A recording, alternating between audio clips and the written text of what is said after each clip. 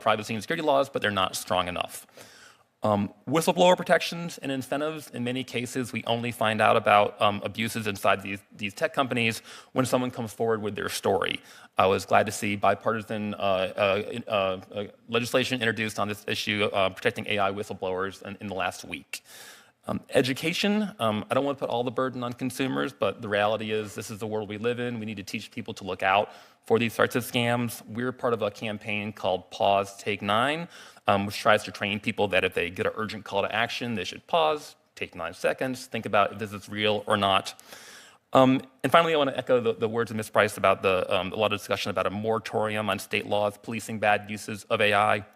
I want to stress that this is the wrong idea. AI has tremendous, amazing potential, but as this hearing shows, it has some real potential harms as well. The states have been leaders in trying to address these harms, whether it's privacy, co-opting performers' identities, regulating self-driving cars, rooting out hidden biases, other deepfakes.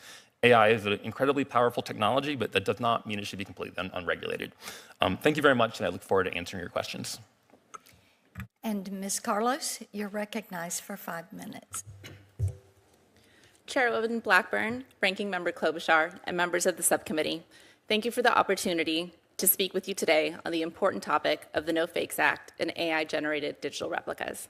My name is Susanna Carlos, and I serve as the head of music policy for YouTube. Just last month, YouTube marked the 20th anniversary of the first video ever uploaded to our platform. It's difficult to fathom how much the world and YouTube have changed in those 2 short decades. Today, we have over 2 billion active monthly members on our platform across more than 100 countries, with 500 hours of content uploaded every minute. We are proud that YouTube has transformed culture through video and built a thriving creator economy here in the United States and around the world. Our unique and industry-leading revenue-sharing model empowers our creators to take 55% of the revenue earned against ads on their content. And as a result, YouTube's creative economy has contributed more than $55 billion to the United States gross domestic product and supported more than 490,000 full-time American jobs in the last year alone. In the 3 years prior to January 2024, YouTube paid more than $70 billion to creators, artists, and media companies. At YouTube Music, we built one of the world's deepest catalogs. Over 100 million official tracks, plus remixes, live performances, covers, and hard-to-find music you simply can't find anywhere else. We've now reached over 125 million paid YouTube and music and premium subscribers. And YouTube continues to be at the forefront of handling rights management at scale, protecting the intellectual property of creators and our content partners, ensuring that they can monetize their content and keeping YouTube free for viewers around the world. In 2007, YouTube launched Content ID, a first-of-its-kind copyright management system that helps rights holders effectively manage their works. Rights holders or their agents provide YouTube with reference files for their works they own, along with metadata such as title and detailed ownership rights. And based on these references, YouTube creates digital fingerprints for those works in question and scans the platform to determine when content in an uploaded video matches the reference content. Rights holders can instruct the system to block, monetize, or track the reference content. And over 99% of the copyright issues on YouTube are handled through Content ID. It has also proven to be an effective revenue generation tool for rights holders, as over 90% of Content ID claims are monetized. And as we navigate the evolving world of AI, we understand the importance of collaborating with partners to tackle emerging challenges proactively. We firmly believe that AI can and will supercharge human creativity, not replace it. Indeed, AI has the potential to amplify and augment human creativity, unlocking new opportunities for artists, creators, journalists, musicians, and consumers to engage creatively with new tools and play an active role in innovation. We are already seeing creators exploring new areas, including the creation of new types of music, books, photography, clothing, pottery, games, and other art inspired in collaboration with AI models. And as this technology evolves, we must collectively ensure that it is used responsibly, including when it comes to protecting our creators and viewers. Platforms have a responsibility to address the challenges posed by AI-generated content, and Google and YouTube stand ready to apply our expertise to help tackle them on our services and across the digital ecosystem. We know that a practical regulatory framework addressing digital replicas is critical, And that is why we are especially grateful to Chairwoman Blackburn, Senator Coons, Ranking Member Klobuchar, and all the bill sponsors for the smart and thoughtful approach adopted in developing the No Fakes Act of 2025. We deeply appreciate their willingness to bring a variety of stakeholders together to forge a consensus on this important topic. YouTube and Google are proud to support this legislation, which tackles the problems of harm associated with unauthorized digital replicas and provides a clear legal framework to address these challenges and protect individuals' rights. The No Fakes Act appropriately balances innovation, creative expression, and individuals' rights while offering a broadly workable, tech-neutral, and comprehensive legal solution.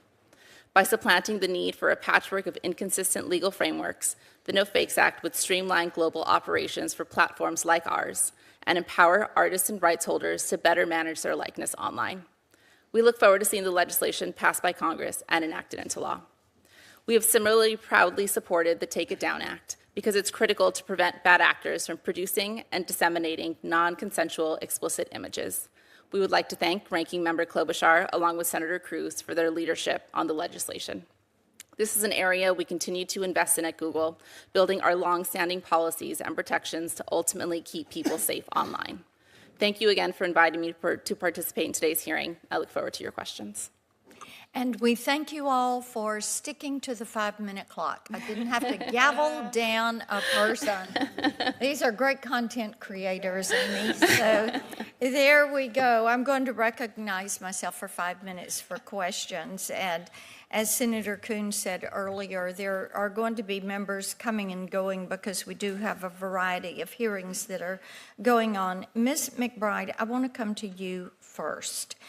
I think that your perspective is such an important perspective as we talk about this and talk on the direct impact to someone who is creating content.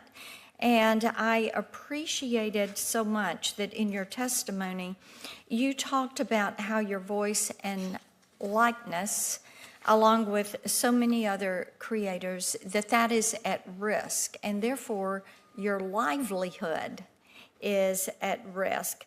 So talk a little bit about how harmful deepfakes are in the long term and why it is important to get legislation like this to the president's desk, and then talk about fellow artists that you have spoken with and their concerns on the issue.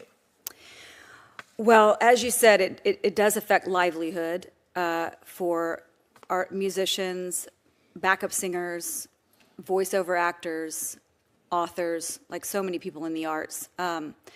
For me, being established and having done this for over 30 years, that's not necessarily my first concern. I have the luxury of that not being my first concern, but it is a concern for younger artists that are coming up. So, as I said in my testimony, the thing that I'm most concerned with personally is how we work so hard to present ourselves with integrity and a certain character. And the fact that, long term, that could be distorted or manipulated to be the opposite of what I stand for and what I believe. Or to be used to cause harm to someone through endorsing a harmful product, or far into the future after I'm gone, somebody creating a piece of music or me saying something that I never did, and it just kind of like disintegrating what I've worked so hard to establish, which is trust with my fans, with people who, when I say something, they believe it. I think for younger artists, to your point of livelihood, to be new and having to set up what you stand for and who you are as a person, as an artist, what you endorse, what you believe in, and establishing a trust with your fans. And then on top of it, having to navigate these waters of someone coming in and distorting all of that is devastating. Like, I don't know how. I can't stress enough how it can impact the careers of up-and-coming artists, and even just in their ability to, to speak their truth, or just to live in fear of being a victim of these deepfakes. Yeah.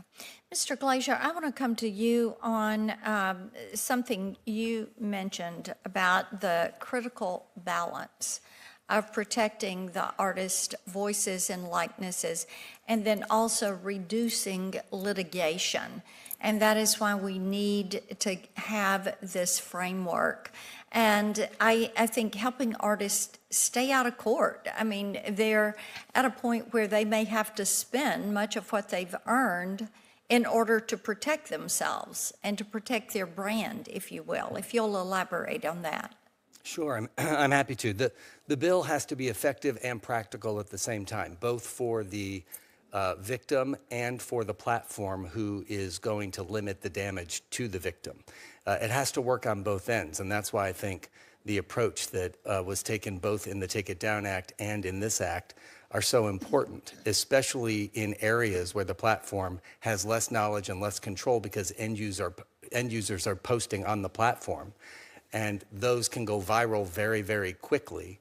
The ability for the platform to take it down as soon as, technically and practically feasible so that they stop the damage, and to keep it down so that the artist or any other victim doesn't have to spend their lives monitoring a platform and continually sending more notices and more notices as end users keep putting up the same material over and over and over again. We now have tools that will allow the removal off of the platform. And once the removal is done, the damage can be limited. There is no liability for the platform, and the artist doesn't have to spend their time just litigating. Where there is more knowledge and control, right, where the platform has an employee upload it, for example, then there should be responsibility on the platform. And those are cases where you might need to go to court because the platform could have prevented it and they didn't prevent it. So I think the bill is incredibly balanced and really innovative in its approach to protecting free speech, reducing litigation, but also effectively protecting the right that's necessary. All right, thank you very much. I guess I'll start with Mr. Brookman, the non-Grammy winner. I want to talk to you just a little bit about this consumer angle here, which I think is interesting to people. And I think at its core, all of us involved in this legislation have made it really clear that it's not just people who are well-known that will be hurt by this eventually, and that getting this bill passed as soon as possible is just as important for everyone. But I do so appreciate Ms. McBride's being willing to come forward, because those stories and the stories that we've heard from, like I mentioned, Jamie Lee Curtis, or the stories that we've heard from many celebrities are very important to getting this done. So you just did a report, AI-generated voice cloning scams, including that AI voice cloning applications, in the words of the report, presents a clear opportunity for scammers. And we need to make sure our consumer protection enforcers are prepared to respond to the growing threat of these scams. I had this happen to my state director's husband, their kid is in the Marines, and they got a call. They figured out that it wasn't really him asking for stuff and money. They knew he couldn't call from where he was deployed to. But this is just going to be happening all over the place, and the next call will be to a grandma who thinks it real, and she sends her life savings in. So I have called on the FTC and the FCC to step up their efforts to prevent these voice cloning scams. What are some of the tools that agencies need to crack down on these scams, even outside of this bill? Yeah, absolutely. So I think the first thing the Federal Trade Commission probably needs is more resources. They only have like 1,200 people right now for the entire economy. That's down from like 100 just in the past couple of months. Way down from even during like the Nixon year. Yeah, like 1,700 it used to be, and the economy's grown like 3 or 4 times. Chairman Ferguson has said more cuts are coming, which I think is the wrong direction. I worked at the Federal Trade Commission for a couple of years. Like, we could not do like a fraction of all the things that we wanted to do to protect consumers. So more people, more capacity, more technologists.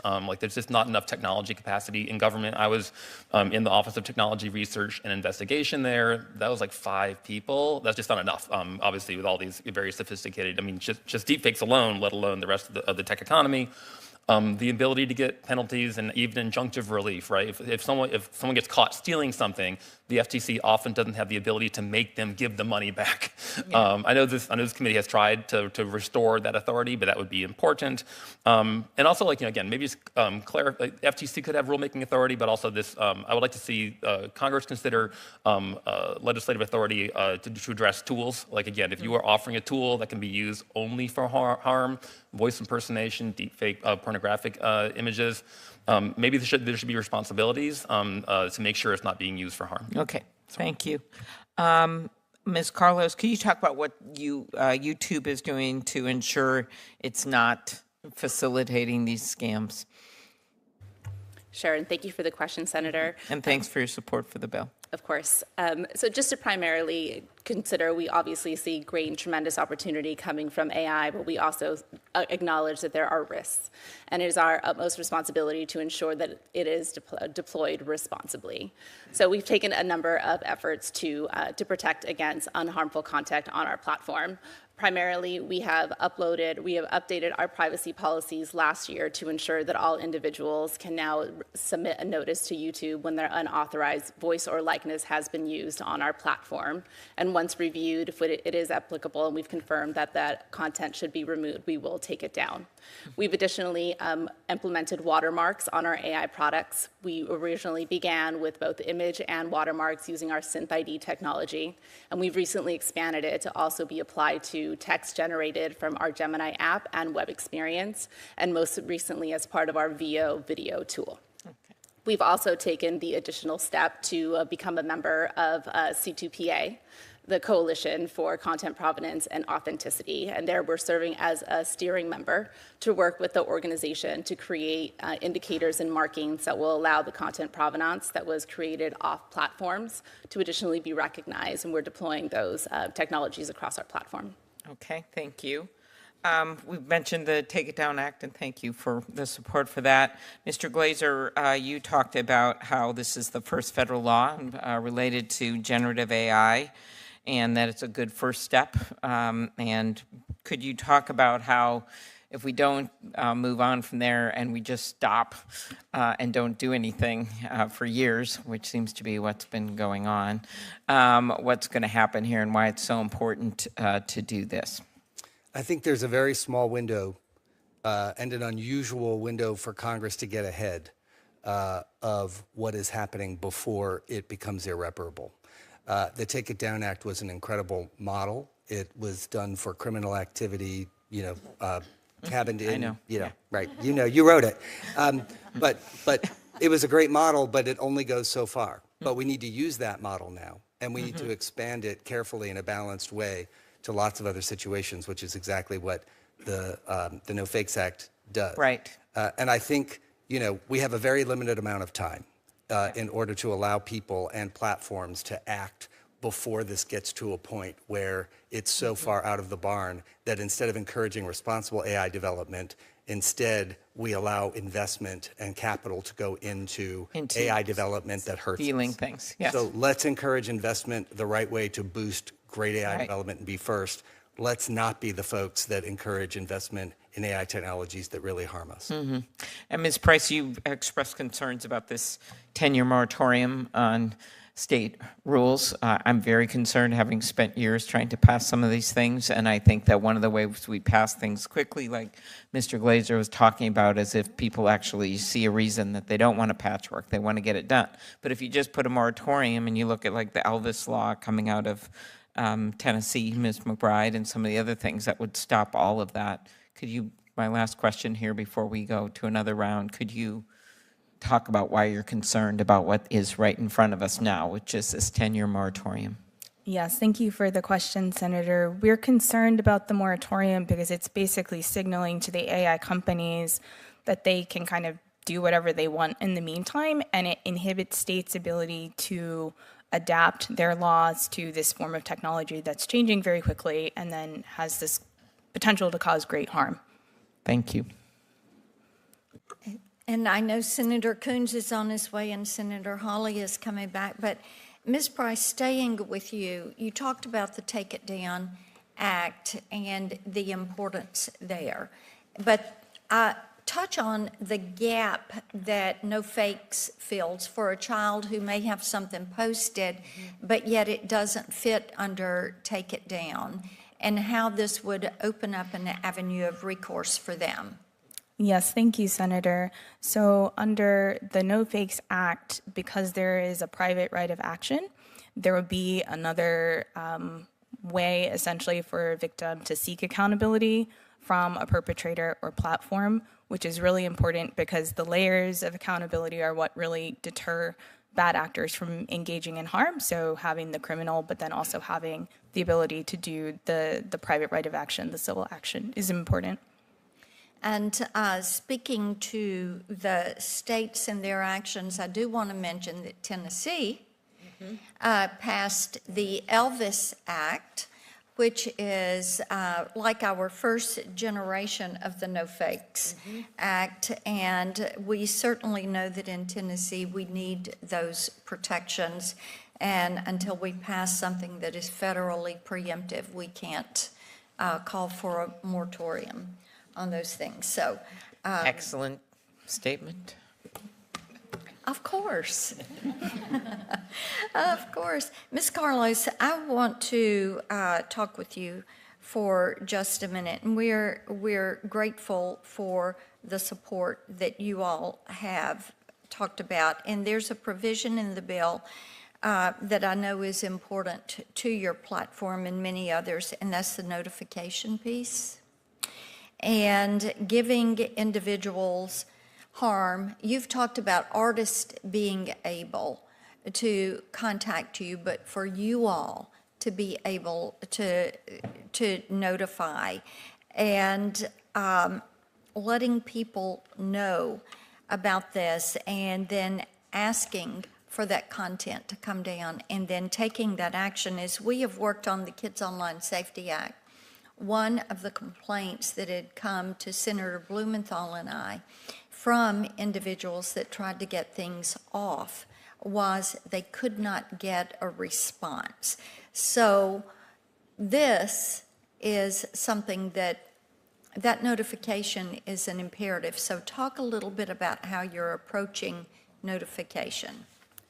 Thank you. Thank you for the question. Yeah, so in looking at the framework of No Fakes, again, we began with a voluntary framework on YouTube, which allows individuals to notify us when digital replica content of them is online. And this is smartly mirrored in the No Fakes Act. It empowers a user to identify content and flag it to us when they believe it should be removed for an unauthorized use of their voice or likeness. And as you mentioned, that notification is critical because it signals to us when the difference between content that is authorized and harmful fakes. And it's with that notice that we are able to review content and make an informed decision as to whether or not it should be removed. And then what is your length of time for getting it down upon receiving notification? What is your process going to be on implementation? Sure. So as a similar framework we envision as under the DMCA, where a web form would be easily available for any user, quickly filled out and then submitted to our trust and safety team, we make every effort to review every notice on a case-by-case basis and remove it as soon as possible. So are you talking hours, days? What is your framework? I don't have the exact number on the top of my head, but I do know that we try to process every notification as quickly as possible. Thank you. If you will check on that. Sure. And then get that information back to us, I think we would like to know that, because the fact that this has taken such lengths of time for people to have any kind of response has been very difficult for consumers, and they feel like they're talking to the outer space and nobody is listening and nobody's responding. Thank you for flagging the concern. I'd be happy to follow up with you in the committee. I appreciate that. Senator Coons, you're recognized for 5 minutes. Thank you so much, Madam Chair. I'd like to first thank Ms. McBride for being here to testify in support of No Fakes. Could you speak to why this bill is so important, both to protect artists like you and to protect your fans? Thank you. I think that it's important because as artists, we hopefully want to speak the truth. We want to build a relationship with our fans in which they trust us. So when they believe what we say. So when you have something like a deep fake that either sells a product or says a statement, it can be so harmful to that trust. You know, I mean, I just realized sitting here that I bought a product, a collagen supplement off of Instagram the other day because it had Leanne Rimes and a couple of other people. And I'm sitting here thinking, oh my goodness, I don't even know if that was really them, right? Mm-hmm. So it's damaging to the artist and to the fan. You know, we had a situation personally where one of my fans believed they were talking to me, ended up selling their house and funneling the money to someone who they thought was me. That is so devastating to me to realize that somebody who trusts me could be duped like that, you know. And then also I think that eventually somebody who is duped by a deep fake is going to be angry enough to you know, have retribution, which we're on stages in front of thousands of people, we're in public places, so it's a danger to the artist as well. Mr. Glazer, to follow up on Ms. McBride's testimony, what do you think are the consequences for the music industry if we don't get no fakes over the finish line? What will the consequences be for music fans and for the industry? The entire music ecosystem is dependent on the authentic voice and the authentic image of the artist, right? That is what the music industry is. If you allow deepfakes to perpetuate, you're taking the soul out of the art. And when you do that, you're taking the humanity out of the art, and that's what art is. So I think it's fairly existential that the voice of music be the voice of music. I think that's what everything is built on. And the idea, it's almost bizarre that we have to sit here today talking about allowing someone to protect the use of themselves. If there's anything that we have a right in and should be able to control, it's the gifts that God gave us, the voices that we have, the image that we have. And for that to be taken from you is devastating both for the individual and obviously for the industry itself, which is built on these very voices. Ms. Carlos, if I might, I just want to thank you for YouTube's partnership in getting to the place where you support no fakes. Other tech companies haven't come forward. I'd be interested in what you might say or encourage me to say to the Metas or TikToks of the world about why they should support this bill, even though it imposes new obligations on them.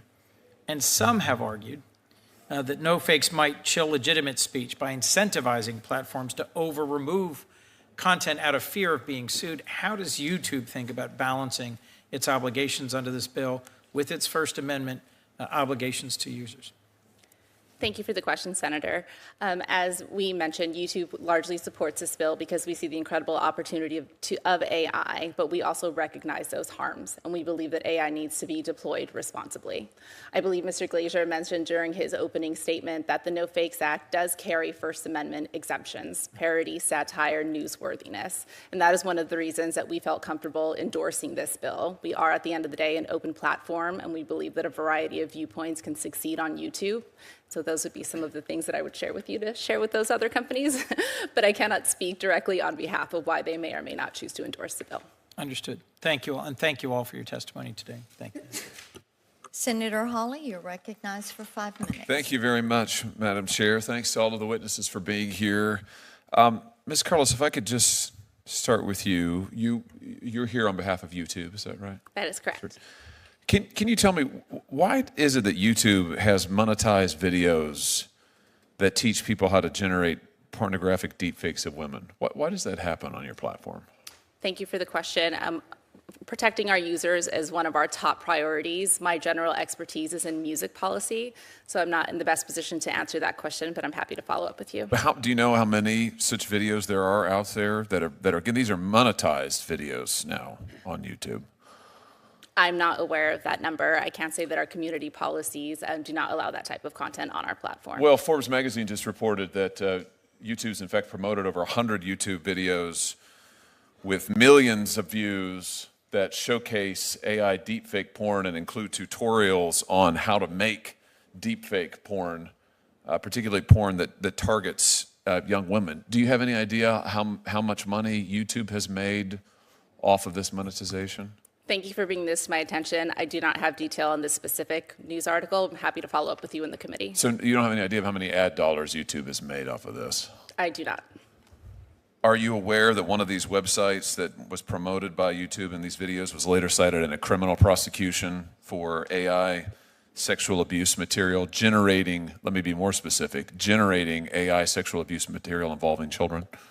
Thank you again for the question, Senator. As we mentioned earlier, YouTube has endorsed the Take It Down Act, and we take these issues very seriously. Again, I'll notify that I represent music policy and do not have that information to give you a fulsome response during today's hearing. Let me ask you this then. If a teenage girl's face ends up in an AI porn video on your platform, what does YouTube do about it? What's her recourse right now? What can she do to get some recompense, get some restitution? After over a year ago, we updated our privacy policy so that anybody who believes that their voice or likeness is being used without their authorization on our platform can submit a request for removal. A request for removal. Is there some policy in getting reimbursement for any profits the company may have made, again, if these videos are monetized? I mean, does the victim get a share of anything? I'm not aware of those policies. I would have to follow up with you, Senator. Why is it that the enforcement of YouTube's own policy here seems to only happen after videos go viral? Is there a reason for that? I do not have the answer to that question to you. Do you know how many AI-generated deepfake videos or deepfake content is removed before a victim complains? Does the victim have to complain before YouTube does anything? Again, my specialty is in music policy. I do understand that we use technology such as AI to search for that content, and when it is in violation of our policies, we will remove it. Let me ask you about this.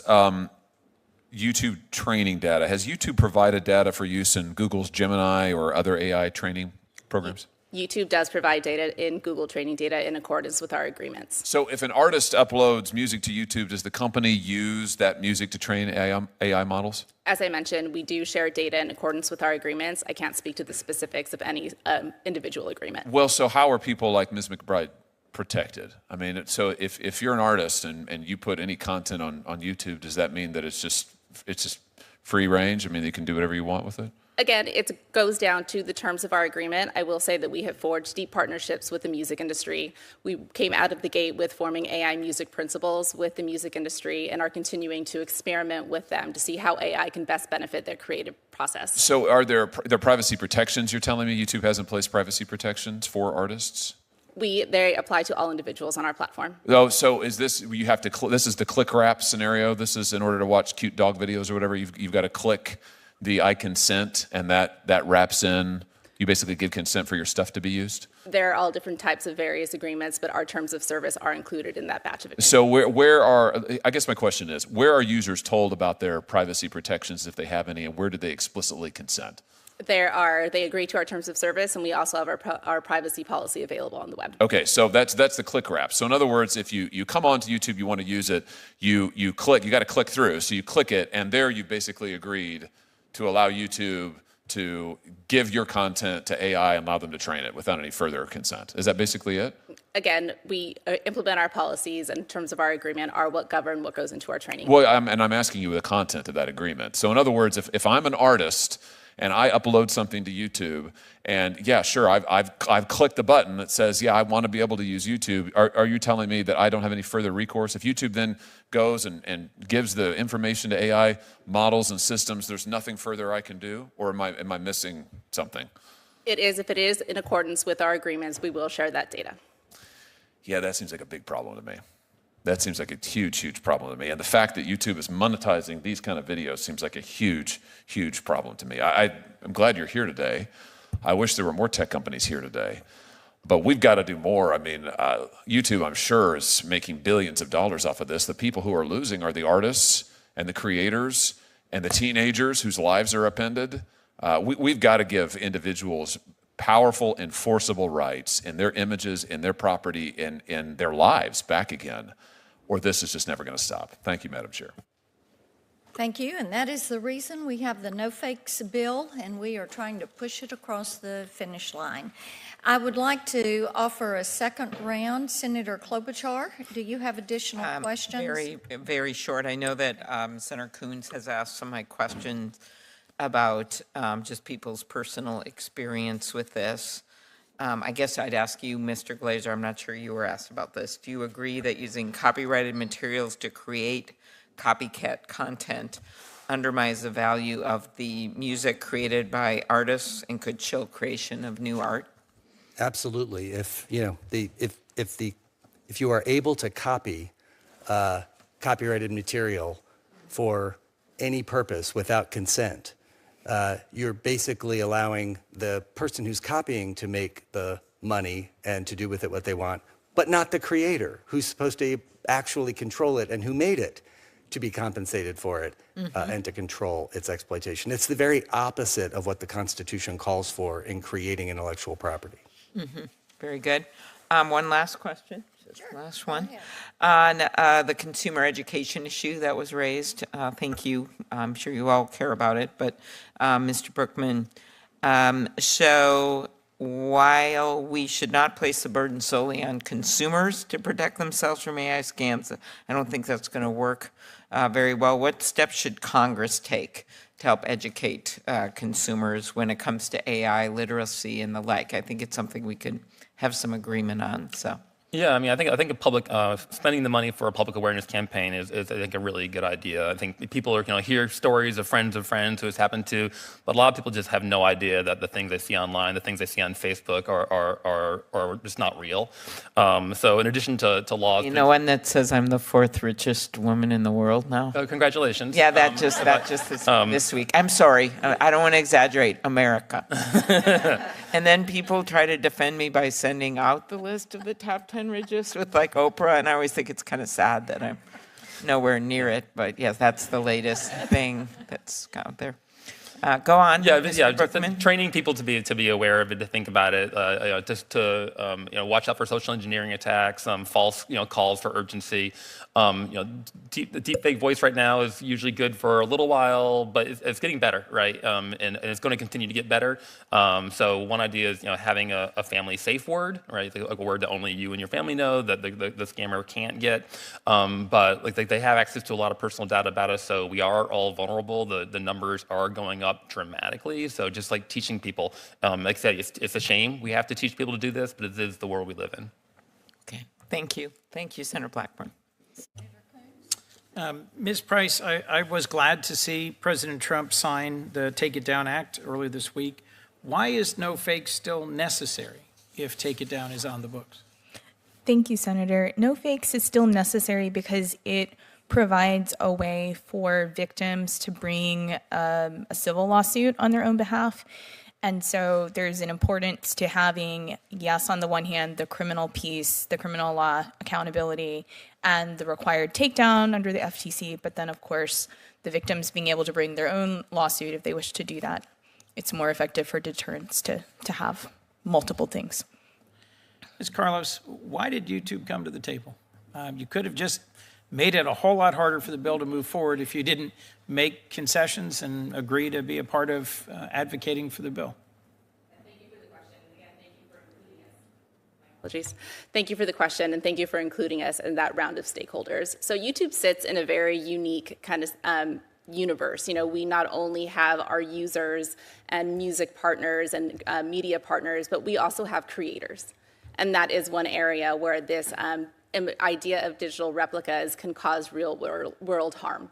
So in addition to supporting no fakes, which gives them the individual right to remove content, not just from YouTube, but from other platforms, we're continuing to invest in new technology, which we refer to as likeness ID, which will allow our participating members in our pilot to have their face and voice scanned, and we'll be able to match across our platform. So we're continuing to invest in this technology as we see it's a top issue. Thank you. Thank you very much, Senator Blackburn, Ranking Member Klobuchar. Thank you, Senator Coons. Mr. Glazer, I want you to touch on contracts. We've had quite a discussion this week on copyright. And as artists negotiate these contracts for their name, their image, their likeness, recently SAG-AFTRA made a move in some of their negotiations on this. But talk a little bit about the importance of having a federal standard as it relates to standard contract law. Yeah, this goes to the very essence of consent for the artist. And so not only does the No Fakes Act give control and consent to the individual about the use of their voice and the use of their likeness, it also imposes some guardrails around what those, the length of those contracts, what those contracts mean when the person is alive, what that person means after the person passes. And it also has special provisions that protect minors who might enter into contracts that includes parents and guardians and also court authority. So it does a very good job of preventing abuse while giving the power to the individual whose voice is at stake and whose image is at stake in being able to license it. Thank you so much. Ms. Price, I want you to submit to us, you can do this in writing. When we look at the physical world and the statutes that exist for protecting individuals from some of the harms that you've listed today, and the importance of take it down and the importance of no fakes, but we don't have all of those criminal statutes that transfer to the virtual space. And I would like for you to give me a summary of your thoughts on that. Your testimony is expansive and helpful. As I said, we've submitted that whole testimony. Mr. Brookman, we've submitted your entire testimony also, and we thank you for that. But I would like to have just a little bit more from you on that issue of those protections. As we've talked about no fakes and the Copied Act and COSA, we talk often about this difference, and you touched on it, and I'd like to have something more expansive. With that, we have no further members present and no further questions. I will remind you all that members have 5 days to submit questions for the record, and then you're going to have 10 days to return those answers to us. I thank you all. Our witnesses have been wonderful today. We appreciate your testimony for the record. And with that, the hearing is adjourned.